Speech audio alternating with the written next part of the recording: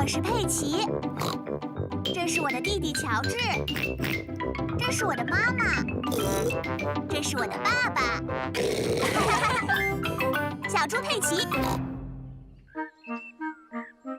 佩德罗咳嗽了。今天是上学的日子，佩奇和他的朋友们在上音乐课。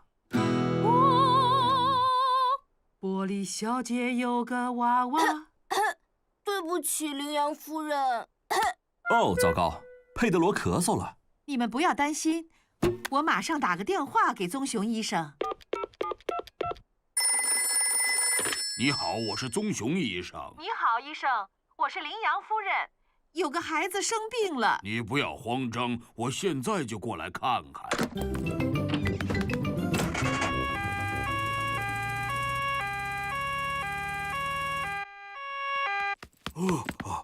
你们是哪个人生病了？我一直在咳嗽。我知道了，是没痰的那种咳嗽，还是有痰的那种？我不知道，但是它是这样的。你什么时候开始咳嗽的？就是羚羊夫人开始唱歌的时候。你的咳嗽并不严重，但是佩德罗的咳嗽可能会传染给别人。传染是什么意思呀？当一个人在咳嗽的时候，有时候其他人也会跟着一起咳的。那么我需要吃药吗？只要吃一勺这药就行了。不过这味道可能不太美味哦。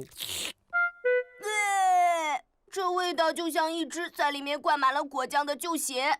太感谢你了，棕熊医生。再见。再见。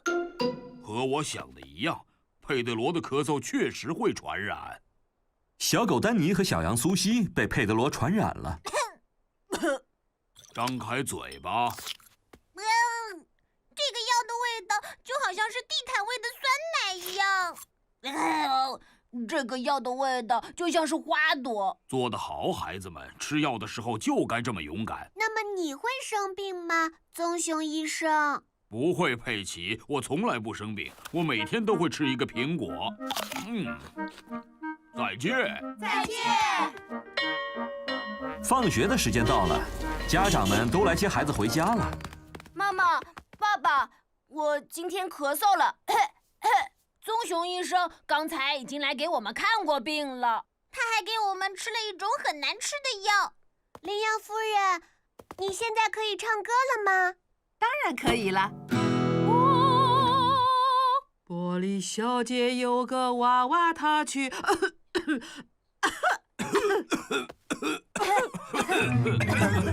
哦，糟糕，所有的大人都被佩德罗传染了。你好，我是棕熊医生。我是小猪佩奇，所有的大人都生病了。别太担心，佩奇，我马上就来。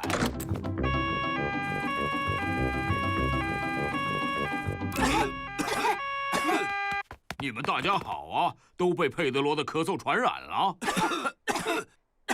没事的，都排好队，然后张开嘴巴。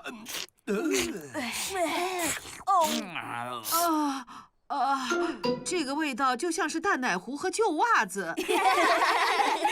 谢谢你来为我们看病，棕熊医生。当你生病的时候，谁来照顾你呢？没有人来照顾我，我从不生病。哦，糟糕，就连棕熊医生也被佩德罗传染了。不要太担心。再见。再见。棕熊医生太可怜了，他生病了，但是却没有人去照顾他。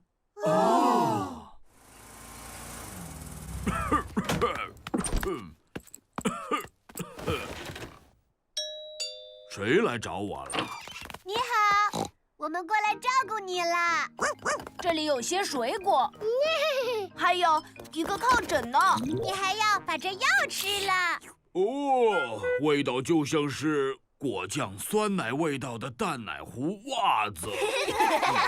我们还要为你唱首歌，这样能让你感觉好一些。Let's